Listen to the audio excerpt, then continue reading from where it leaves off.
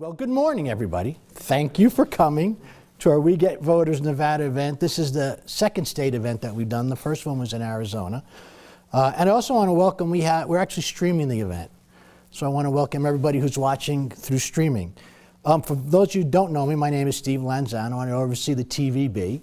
And for those of you not familiar with the TVB, we're the trade association that represents all of the local commercial broadcast stations across the United States.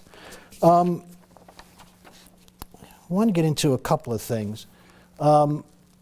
First, why are we here?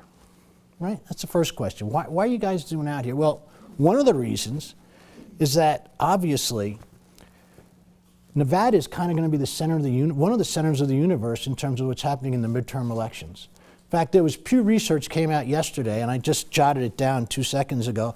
This is the highest voter engagement and enthusiasm for a midterm election since they've actually done the research study. And that was back in the mid-'80s.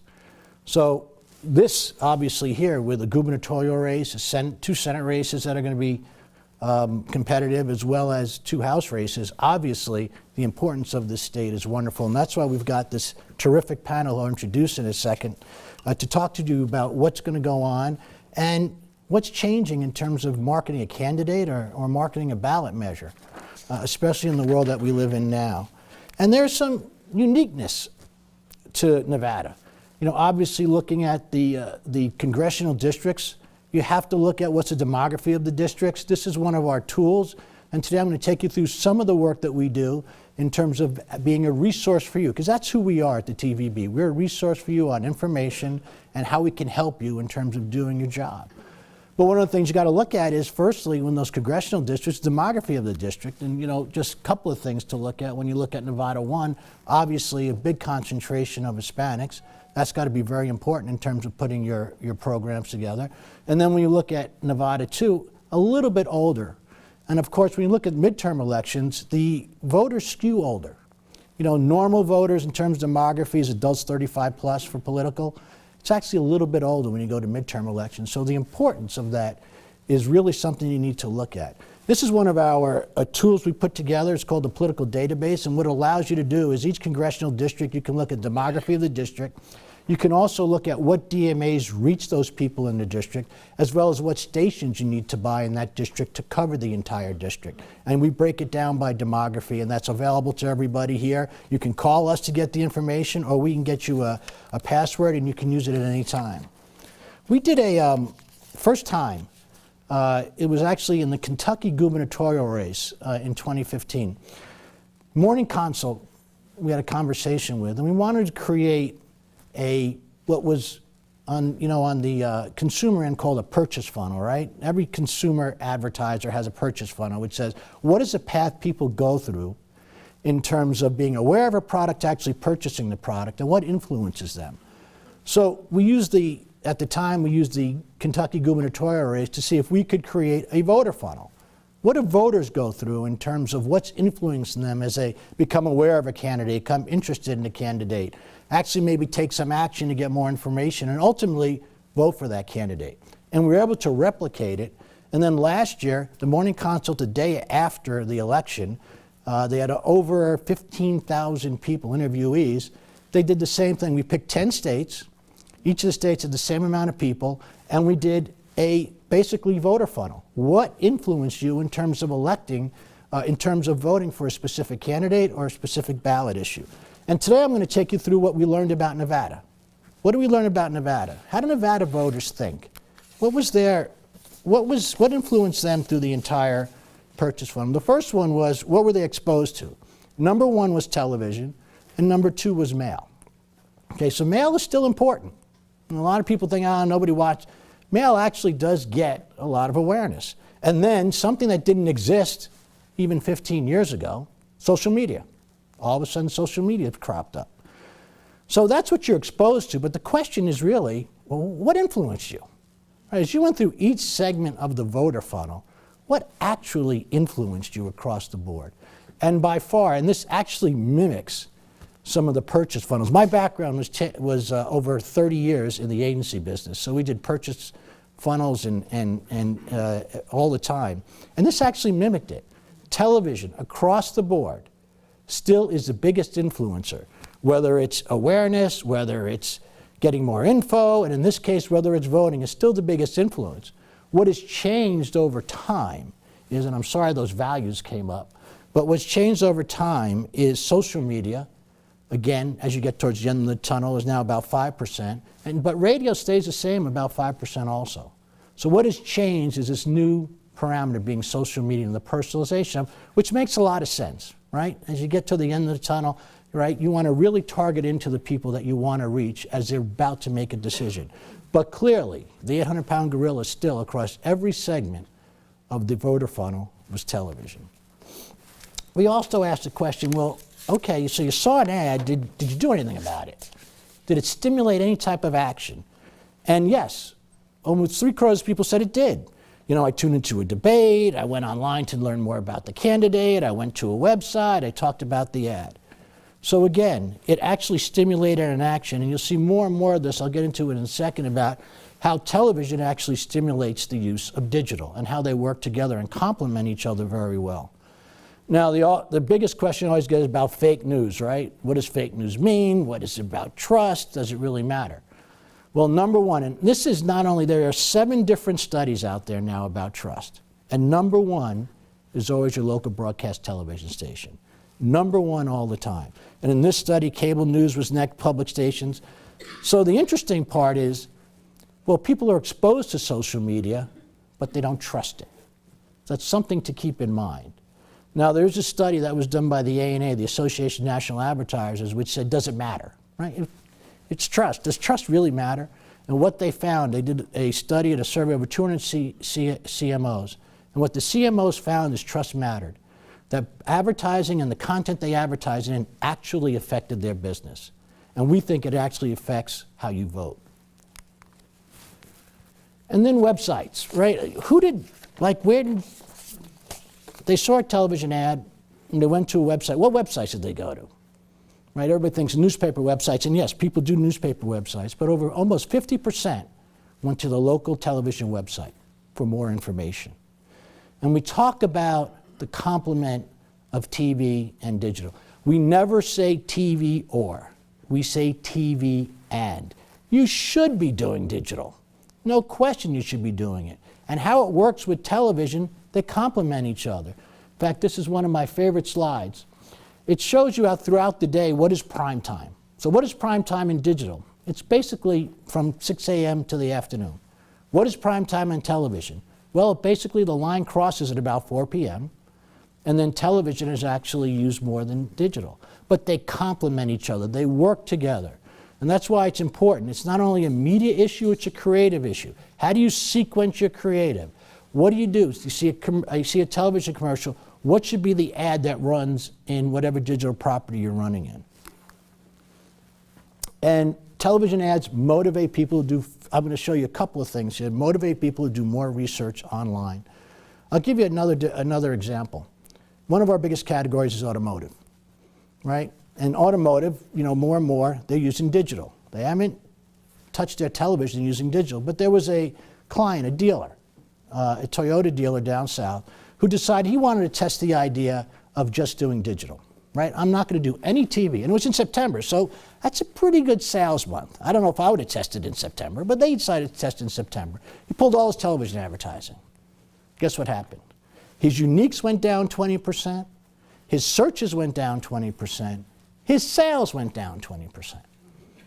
What did he do in October? He brought television back. What happened? His uniques went up 20%, his search went up 20%, his business went up 25%. And that's why we always say it's not TV or, it's TV and. And you really have to look at that interplay between both of these. Have TV ads influence your search selections? As you can see for both, and we broke out the voter demographic and the Hispanic audience. And in both cases, yes. When visiting a television station's website or app, do you view the ads? Yes. Okay, again, the power of what I call video, right? It's all about video now and how they work together. So again, you should be doing television and you should be doing digital, and your local broadcast stations can help you. We do SEO, SEM, we can do display advertising, obviously reputation monitoring. So what we tell everybody is our stations are kind of like your trusted advisor, and they can help you in terms of navigating the digital world, which is changing on a daily basis. And finally, I'm going to give you 2 more slides. I just came out 2 weeks ago. They weren't our work. They weren't anything that we did. It was actually from the United States Postal Service. They sent it over to me, and I got a kick out of it. Because what they want to do? They want to show that, wow, you know, mail really works in terms of political. That's what really drives political. So what did they find? Well, it's true, right? TV's most pervasive form of political outreach, they asked people. So they talked about mail, but what they didn't show you is that number 1 was television. 68% of the people said it was television. And then on their second slide was, and this is interesting, was what was most helpful in terms of making a voting decision? Again, it was television. So I call this the Avis slide. We try harder. We're number 2, so we try harder. But television, and this is we had nothing to do with this research, shows the power of TV. So with that, I'm going to ask our esteemed panel to come up. We have a terrific panel today. I have several questions for them. I'm going to leave time at the end for questions, but I'm going to say this. If you have a question on a category that we're talking about and you want to ask it, just raise your hand. We'll try to keep this as interactive as possible. I'm going to join them in a second. First, on my far right is Steve Sebelius. Steve is the political analyst at 8 News Now. Next to Steve is Mike Slanker, who's the founder and partner of November Inc. And next to him is John Oseguera, Senior Vice President, Strategies 360. Welcome, guys. Thanks for being here. We appreciate it. We really do. So first thing I'm going to ask you is this. I'm going to go a little bit in different order than I talked to you guys about on the phone when we did the prep, just to change things up a little bit. But the first thing I'm going to ask you is this.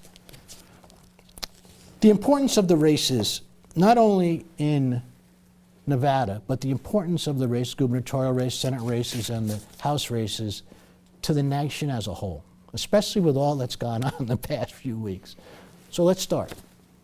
Well, John? Look, I think it can't be understated, the importance here in Nevada. I mean, this is a bellwether state. People look to see what's happening in Nevada, and it's where things get tested, right? In Nevada, you have a relatively small population, and so the cost of testing messages, testing things is low. So I think people look to Nevada to see what's happening. I travel all over the country to do different conferences, and people ask about our races all the time, and where I think they're going to what I think is going to happen there. So, Okay, good. Mike?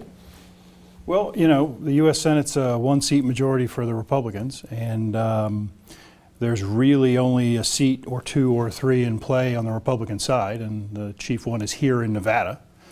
Now the Democrats nationally have a lot of seats to defend, and they'll likely lose a couple of those. But assuming somehow they find a way to hold them, Nevada controls the future of the U.S. Senate majority. So, the eyes of the world are on us, and we're a swing state. I would argue trending a little more Republican than maybe some people would think.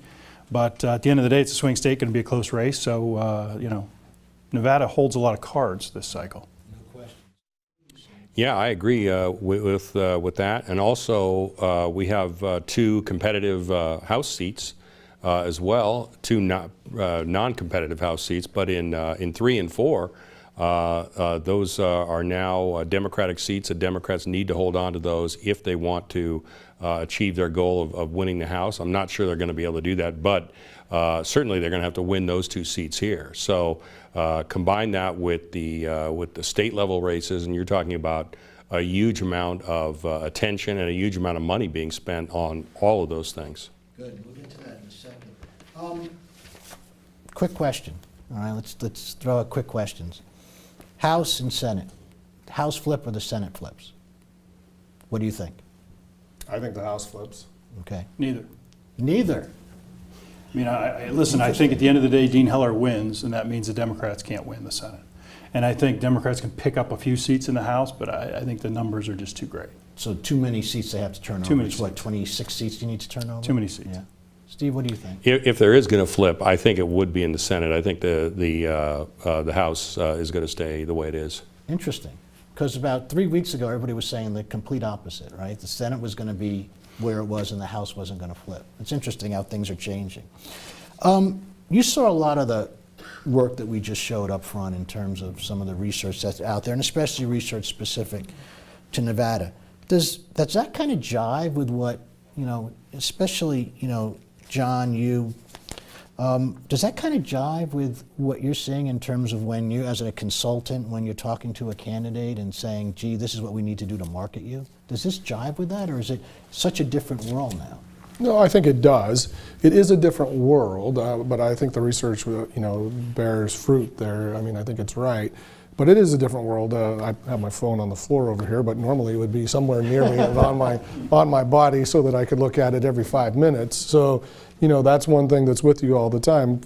First thing you look at in the morning probably, right. And the last thing you look at night. And so I think what you were saying about digital complementing TV is very important, that you have to do both. But so I think the research was, pretty right on. John, what do you think? Mike, I'm sorry.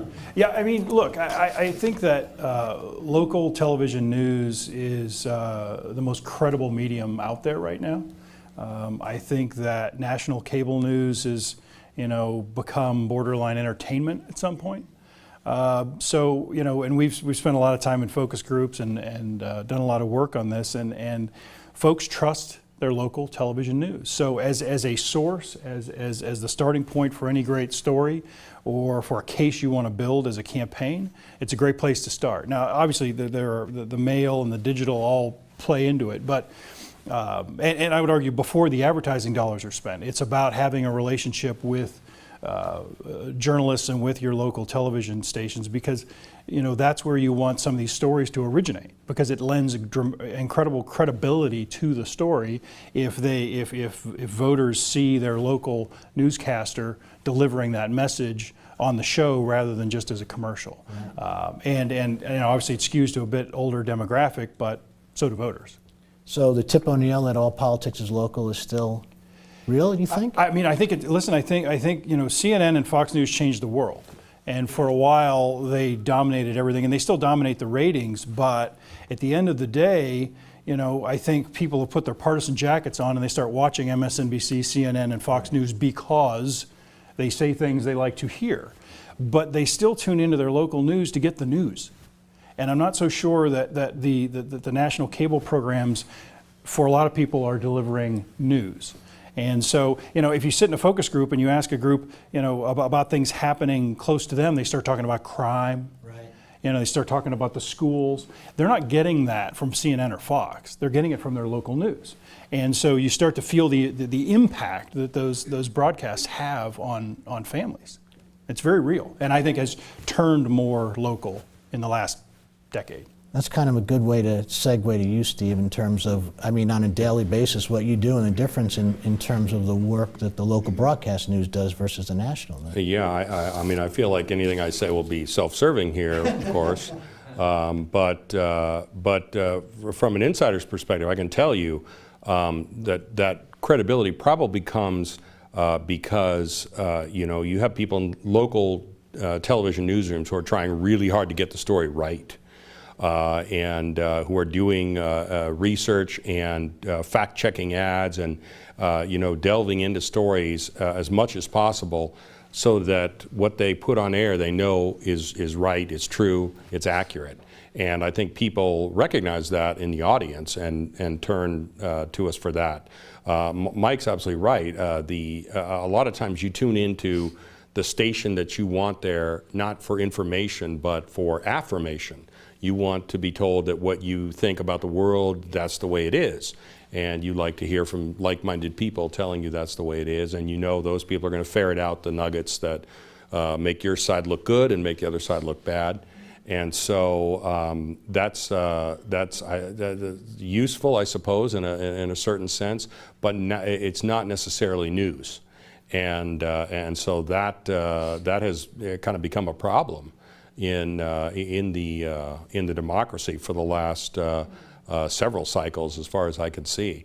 But television news, to a certain extent, is kind of removed from that, because we do have to tell the stories of what's going on in the community, and those stories often don't have necessarily a partisan bent. Everything I cover, there's a partisan side one way or the other.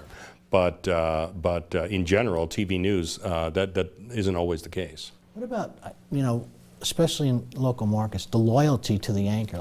All right, the anchor I know, and I don't want to say which station it is because someone will get mad at me that I picked a station of one of the members and not the others, but when I was a kid, he's still the anchor there. How important is that in terms of being in a local community and having that kind of relationship? Oh, that's definitely important. And here in Las Vegas, I can think of several of the stations have had longtime anchors.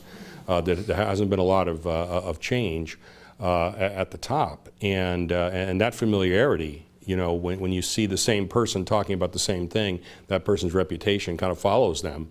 And when you get to know that person, over a period of years, you turn to them. It's like the way the nation used to turn to Walter Cronkite, right, to get that perspective, and they trust what they're getting from that. And so, yeah, I think that's definitely important. Let's, on some of the research we did, peel the onion back a little bit. I talked about how TV and digital work together. Can you talk about how you use TV and digital to influence voters? I mean, there's a lot on both sides that can bring to the party. So how do you manage that TV and digital relationship?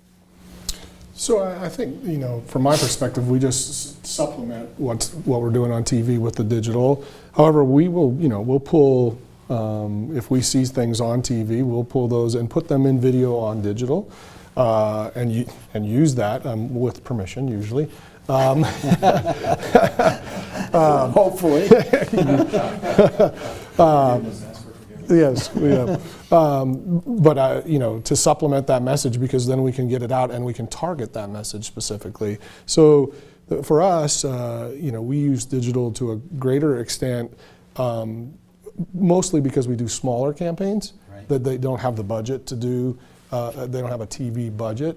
But the video from TV is used, or video is used, and you can do it now pretty low dollar, quite frankly. You can use your iPhone to film something, and people are kind of used to that quality of video. But really what you can do with that then is really target who you want who you want to see it. Now that comes under question, of course, how that targeting happens, and You won't talk about Cambridge Analytica while we're here today. Well, that things have changed a bit, but now there's a limited amount of companies that still have that access and are trusted to do that. And I think organizations like Facebook, et cetera, are trying to gain back that trust. So digital, encompasses a lot, right? Yeah. You said the word digital, but it means there are 50 different digital opportunities out there. What are the ones you see that most influence voters? Well, and then I just add what I had just said. For a company like mine, it's interesting because you can be a digital media expert if you've purchased one boost on Facebook, right? And you could advertise yourself as a digital media expert. There's a little bit more to that. Just like in TV buying, there's a little bit more to it than that. So, all aspects of social media, whether it be, video, YouTube, Facebook, Instagram, all the, we're using all of those, including, email and text, every aspect of that we're using in campaigns these days. And Mike, have you been working with the local stations in terms of their digital properties and trying to make them complement each other? We have. The way I see it, and I'm a little, sometimes in a lot of the rooms I'm in, I tell you I'm the old guy, but at the end of the day, I still believe television shapes hearts and minds. It's an emotion. I can capture someone's emotion a lot better with a big screen in front of them during a commercial in a football game than I can on their phone. So for me, you get the emotional impact of a television ad, and then you get, frequency and maybe a little more reach by running a similar ad or the same ad on a digital platform. So, it's great to get that frequency, but to me, it's just so much more compelling to get it on TV first when you can. And when you can't, look, I mean, I think that the smart digital advertisers out there are treating it uniquely when it is unique. When you have a campaign that can only do that, you don't try and do some long form, try and keep their attention for 60 seconds. We have a couple of rules where if it's only a digital ad, you probably ought to get their attention in the first 3 seconds or so to get them to actually not try and get rid of it or stop paying attention. So you kind of got to front load your message, and you start looking at 15 seconds and 10 seconds and shorter, kind of formats. But at the end of the day, for me, it's about finding the resources to get the ad on television where you can kind of get the emotion moving and then run the frequency up digitally. And every medium has its pros and cons. I think Facebook probably has the greatest voter impact, but you can make the case. YouTube's got a great younger demo, and Twitter's got a great kind of insider demo where you can kind of start shaping opinion makers' minds. So there's a reason for all of it. But at the end of the day, I certainly love the 65-inch ad that you're staring at for 30 seconds, and you can kind of get their heart in it. Exactly. And then remind them of it for 3 weeks afterwards on their phones. Steve, what have you been doing in terms of getting your content on digital properties? This is a little bit out of my area of expertise because I don't buy any of the ads. Oh, you don't want me to talk to you about automated buying later? At all? Yeah, no, Okay. no, definitely not. We do, I think, on our political show, probably at least 3 or 4 times make reference to, you can go to our website for this. If you want more information, check out our website on this. There's a link on our website for this. And that happens probably in every newscast that we do, and certainly in every political show that we do, because we will tape longer interviews, and we just put a little bit of it online. But we put the whole interview on the web. Which is very helpful when, say, you have somebody say, no, I didn't say that, that's taken out of context and all that. We say, well, go to our website at LasVegasNow.com, and you will see Michelle Fiore say how she believes that you should be able to point a gun at a cop, and it's right there. And sure enough, it was right there. And she's now a city councilwoman instead of a congresswoman as a result of that. So it's very important to do. It allows you to expand everything that you've done. You can expand on there, and if people see a segment and they think, I wish I could see that again because there was something complicated in there, or I missed that graphic, you're able to do that. And so we drive people there all the time. What about the Facebook? Do you use Facebook at all? Facebook, Watch? yeah, absolutely. In fact, every week we do, after we tape the show, we do a Facebook Live about the show. To tell people, hey, here's what we talked about. It's a sort of more of an expanded discussion of what was going to be in the show, so they can see that first and then tune into the show later. But yeah, that's a weekly thing. Now, do you do any content that you do specifically for your digital properties versus putting it on the linear property? We have done that. Specifically, I remember after our recent candidate debates in forums, we did have a post show that was on Facebook that included reaction analysis from our left and right people that we have as regular guests on the show, and all of that was online. And so we get a fairly sizable audience in that. I was surprised to see not only in the moment, but then how many people go back and see it later and watch it later. It's more than I would have thought. And does it drive people? The digital drive people to the linear property? We hope so. We hope so. I mean, that's the hope. That's why you do it, right? Is to get people to watch what you're doing in the broadcast, so that they can, we can sell that audience. But I think it probably does, because we'll tease things like, oh yeah, there's a whole interview with so and so. There's a whole interview with Dennis Hoff. Who's probably going to be an assemblyman who's a brothel owner in Nevada, and you got to see what he's had to say about all these issues. Yeah, so I think it does drive people there. Okay. Let's talk a little bit about fundraising. You've seen overall that cash on hand is about 40% higher than it was in the previous midterm election. And in fact, more money's been spent, almost 50% more money's been spent already this year in the first half of the year than before. So let's start with you. We'll go back this way. Steve, what are you seeing in terms of fundraising here in Nevada?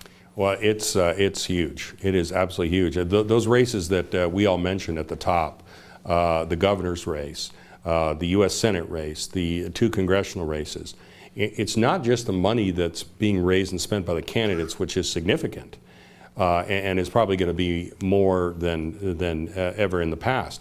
It's the outside spending that comes in through third-party groups that is going to go not just at the top of the ticket, but even down the ticket.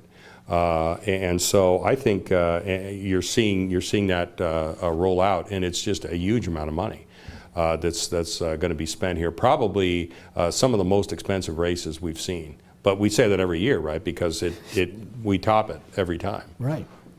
So Mike, when a candidate can't work with a PAC or a committee, right? They can't work together in terms of advertising, et cetera. When you're seeing the money for the candidate, and then you're seeing the money from the PAC and committee, and then you're seeing different, I mean, there's so much money. How do you manage it all to make sure that, you're not almost overwhelmed? Well, as you know, that we track everything. I get competitive reports every morning for every race in the country we're involved in. So I see who's spending what, who's planning to spend what. It's all public information from the station. So, we keep track of it. Back in the day, it was a competitive report with 2 rows across there, you and your opponent. Now it's like, 6 pages deep with groups you've never heard of, running four radio spots, and the groups you have heard of running, $16 million worth of television. So it's a lot. Probably a little wonky and insider on the campaign front, but campaigns have changed a little. You used to keep everything close to the vest. You used to, hold your best punches to the end, all those kind of things. You didn't really ever communicate anything. But now you see a lot of stuff front loaded, a lot of stuff out there, so the world can see it. Because keeping good information or bad information private doesn't really do you any good if you want others to be able to use it for you or against someone. So you see, these campaigns are much more, I would argue, kind of public and disclosed early than they used to be because there's so many groups involved. It's a lot of money. And interesting. Nevada's an interesting place because if you were running in a place like Ohio or California, sorry, I'm from Ohio, so I always say Ohio first.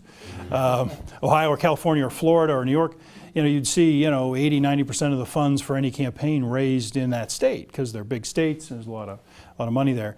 In Nevada, the Democrat nominee for U.S. Senate will have raised probably, once they do the analysis of the second quarter, somewhere around maybe 8 or 9% of her money from Nevada. Now, to be fair, Dean Heller will probably be in the high 20s, which is still maybe 30, which is still pretty low, but we're a small state. Some candidates around the country like to think they can come to Vegas and raise $1 million. It's not really how it works. Some super PACs can, but candidates, it's a little harder because they're individual limits. But so the impact of dollars here is pretty dramatic in that most of them are from somewhere else. Okay. What about, are you seeing the time frame in terms of when advertising is run now extended out and early voting? Dramatically So has it changed then from 6 to 8 weeks before, now it's 10 to 12 to 14 weeks prior to the You've election? had candidates on the air since April. And so, it does extend it out, and it extends it out because you have a larger budget, first of all. But secondly, in a state like Nevada, let's talk about just Nevada for a second. There are so many outside groups spending so much money in October that if you're a campaign, you got to wonder how are you going to break through that. If there are, if the forces for you are running, a total of 10,000 points in a given week, and those opposed to you are running the same, and you have enough money for 500 points, do you want to run it in October? Or do you want to run it a little earlier when maybe you can poke through? And for campaigns down the ticket who will have even less, I think you'll see a lot of folks starting in August to try and kind of, get noticed. Did your message strategy change earlier to later? Yeah. Again, there was a time, and this is maybe more than you want to know, but early voting in a lot of states has changed the whole formula. And Nevada is not unique, but early voting not only starts everything 2 weeks before, but I would argue people start making up their minds earlier now. So yeah, there are no Undecideds are making up their minds. over Absolutely, it. Okay, absolutely. Interesting.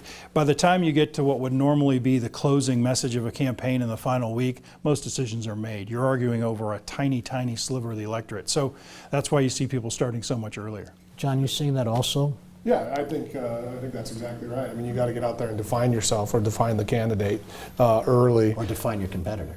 Or define your competitor, exactly. You know, look, in Nevada, I mean, just to give you some general ideas of what kind of numbers we're talking about for a small state, this gubernatorial race in the Democratic primary, you know, $6, $7, $8 million was spent between the two Democratic candidates. I would venture to guess we're talking, you know, 40 to 50 million with outside money in a gubernatorial race.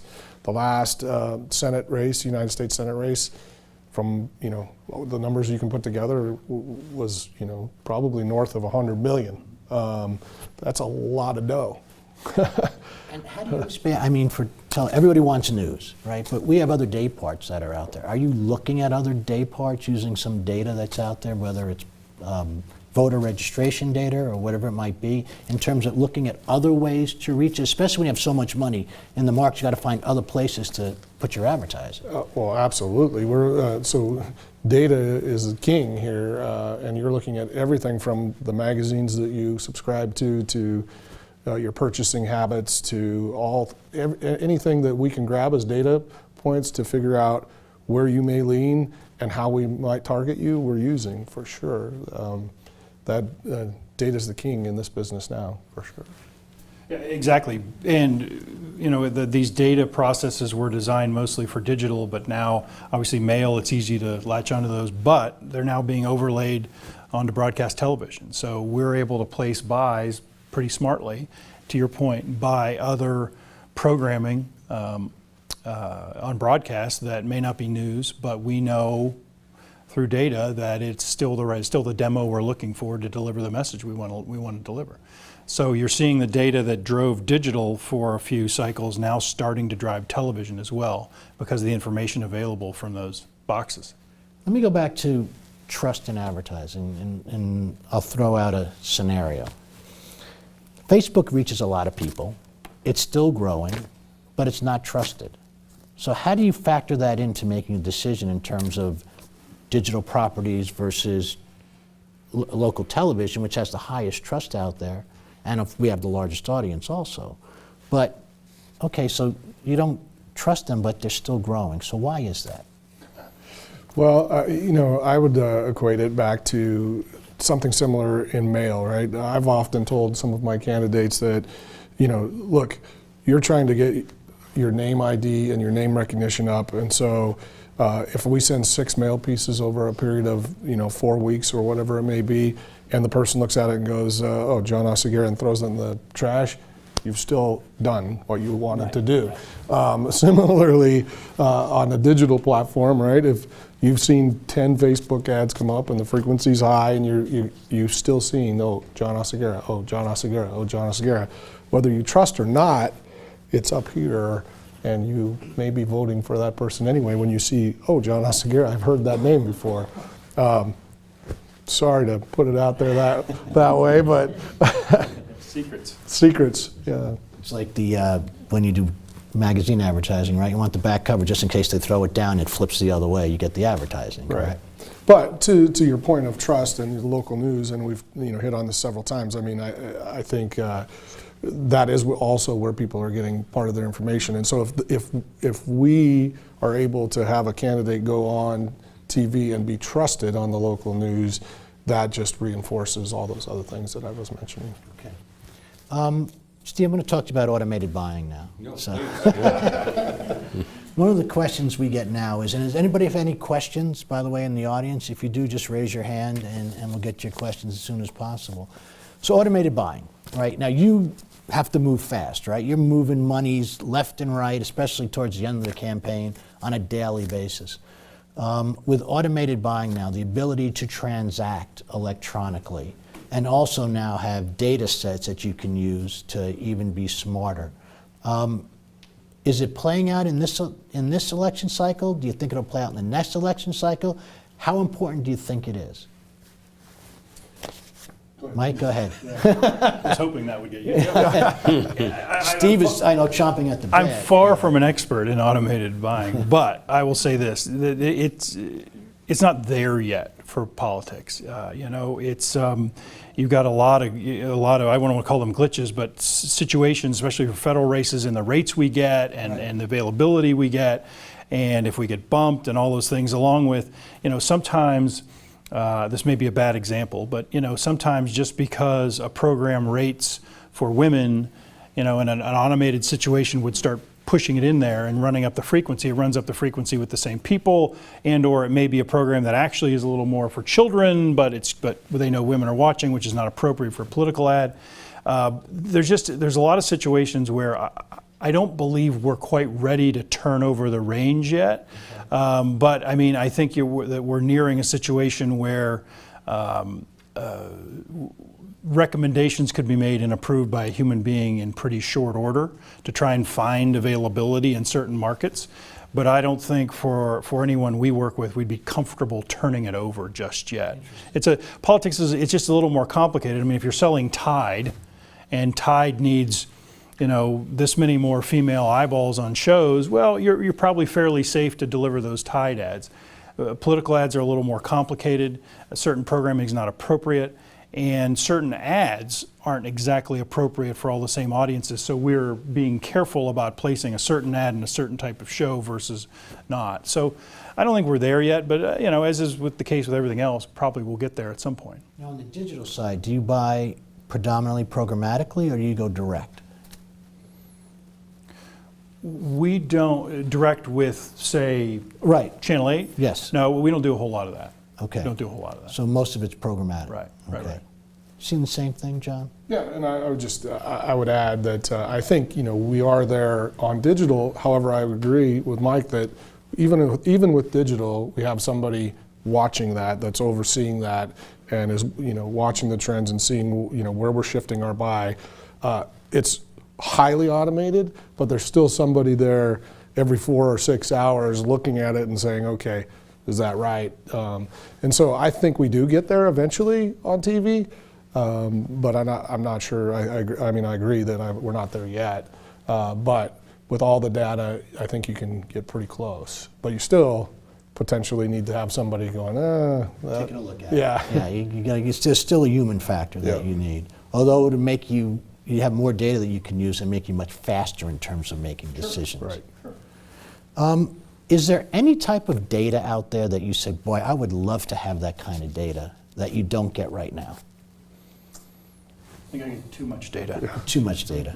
I would just be honest. So- I mean, we're inundated with it. I'm sure there's something we need, but reality is daily someone's showing up at my door with a new bit of information, and it's sometimes can be overload. That's why I as I said at the beginning, sometimes it's moving hearts and minds in a big way is a bigger deal to us than just refining every little bit of data. So do you find you're data rich and insight poor?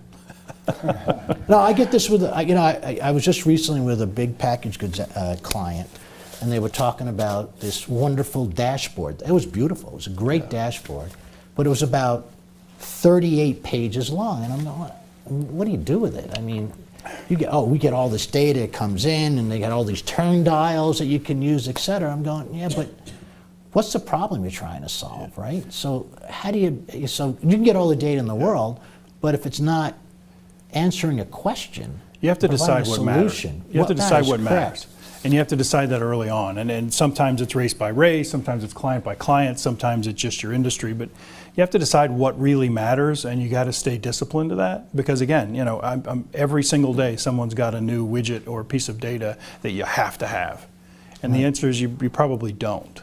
So staying disciplined to what you need and what matters for that client or that situation is what you have to do. Right. The old line, what is the old line? Sometimes what counts matters, and sometimes what doesn't count doesn't matter, right? Same thing, right? Right? Let me ask you a question. Local broadcast TV, all right? They've been killing us off since I started in the business. Literally, right? I look pretty good for a dead guy, I think. At least I try. What is it about local broadcast TV that is so vibrant and to me is going to continue to grow even moving into other platforms, whether it's OTT or digital, what is the secret sauce you see for local broadcast TV? Steve, why don't you I start? was going to say, I'd love to hear what Steve has.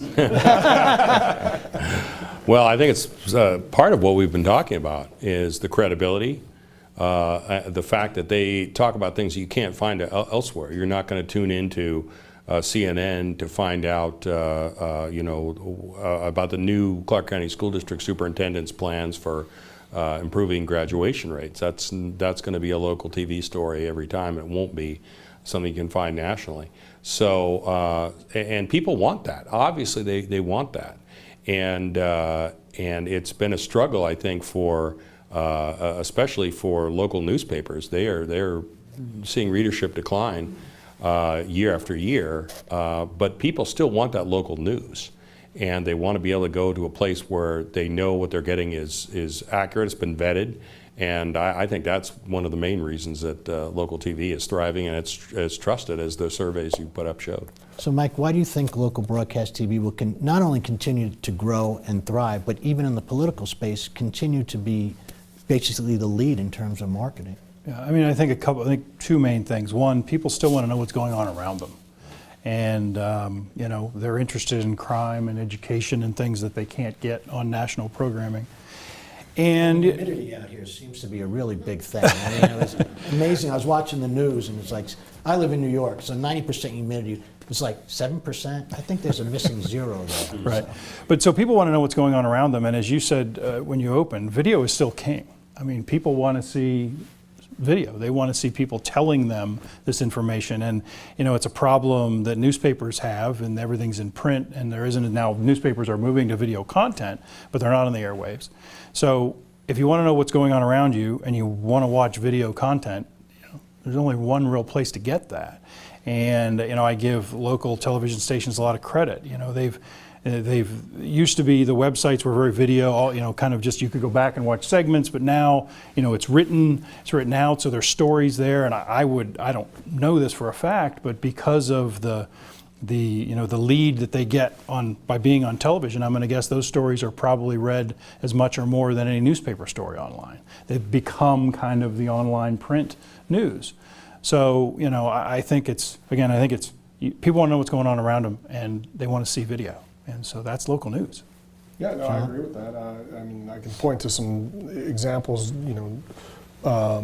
lately. I have all the local news stations, on my phone back to the digital side. And so when something's happening or something's breaking and I get the breaking news deal, I flick over to either Facebook or one of those things, and I watch the camera release of the officer shooting the guy going down the road in a gun battle, right? And that was on every single one of them, and I watched it 4 or 5 times, right? And I'm sure other people did the same thing. Again, back to your, what we've been talking about a lot today, I think it's a balance of both. Now, certainly I'm also probably going to go home and tell my wife when I go home for dinner and say, hey, when I click on the news, because you got to see this, oh my gosh, did you see this? And then we'll watch the local news too. So I think it goes both ways, right? You're watching the news, you see it, and then you're going to click on your digital to get a little bit more, find out what people are saying about it, what people are commenting, or you see it come up on your phone, and then you want to go watch the local news to find out what really happened and what the rest of the story is. Yeah, I mean, one of the great analogies I got from an automotive marketer, he said the world's become like a barbell in terms of marketing. You have digital video and you have linear video, and everything else is kind of falling in between. And the question is, how do you make those two things come together? And I think that's a good way. One last question, do we have any questions from the audience? Someone has to have some sort of question. We're not that smart, and I don't think we have that much information. I'll go on one here, because we've been talking a lot about the candidates, and probably the largest amount of money that's going to come in is not going to be, thank you, is probably going to come from a ballot initiative. The ballot number 3 is probably going to be north of $35 million spent in the market. And we know that TV stations are on a limited landscape with inventory. And candidates trying to get their message out are entitled to LUR if they're federal candidates or government, but that's at a certain class of time. And as we see, probably $20 million has been already laid in on this ballot 3. a tide raises all boats, so to speak. Right. What are you doing, or how are you seeing, people that are trying to do, on the local level, whether it's, city, government, sheriff races, they have to go up to a certain class of time. They're actually probably going to get priced out on these models. Is there any avenues you're using to try to find other areas that could be more feasible for candidates on the local level? Because you're seeing this PAC money that, as you said, on the governor's races, a lot of the money that's coming in for that is coming from PAC issue ads. Same with the Senate races. So it's thinking on kind of the lower level, like, city government, sheriff, mayor's races, stuff like that. And not just this market, but a lot of these markets. It seems that the ballot initiatives are all driving these things with PAC money coming in. Is there any other avenues that you're choosing to look for candidate spending to find a little more feasible areas to get more frequency? Yeah, I would just say, I think, your number's low probably. I think that question 3 would probably be 60 million. It's going to be a lot of money. But that's why we're the local TV news and validation of things that local candidates are doing comes into play for me, the earned media and trying to get some earned media for folks because, maybe at the sheriff's race, because the sheriff's race would be, there's not a sheriff's race this time, but a sheriff's race is $1 million a piece. So they have a little bit of money. But below that, a state legislative race, a state senate race, we're not talking that much money. So you're going to have to try to get earned media and do things that are going to get you on TV.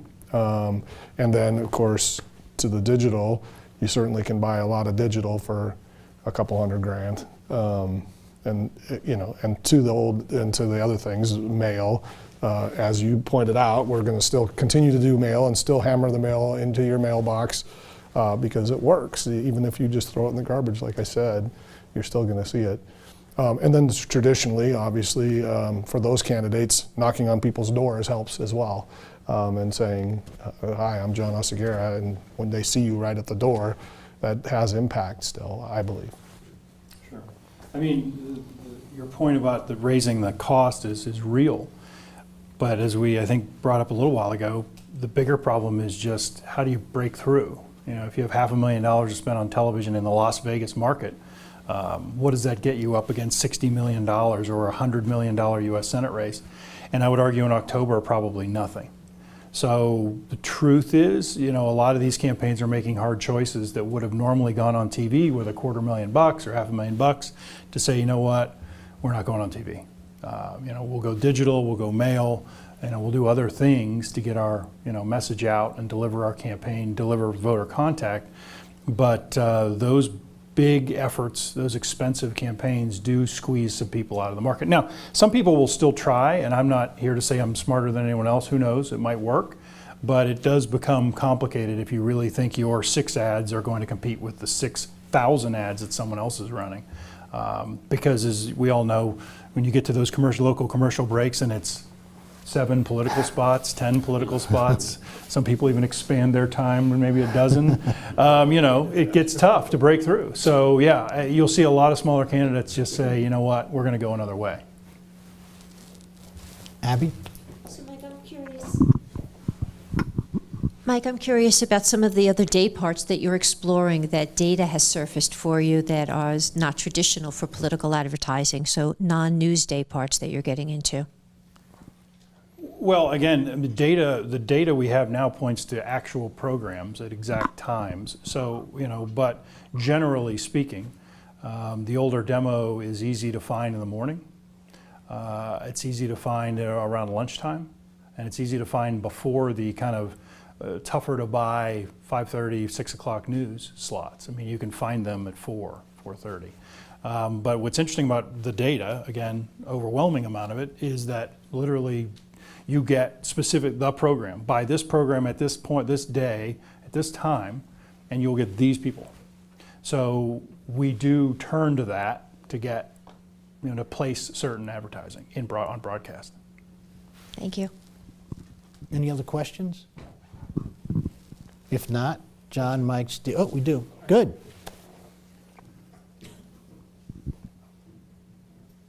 I just wanted to know, for your candidates across the country, how how are you mixing in underserved populations, so like minorities, Hispanics and Black populations in all of the states? Where are you going to find them? Are they a part of just your network news buys, and it's, you know, they're in a part of it, or are you setting aside a big part for Univision and Telemundo, and are you running Spanish ads? Are you teaching Senator Heller Spanish? How do you go about, for all of your candidates, small and big, to make sure you're reaching out to these populations that either maybe it's because their voting participation is lower?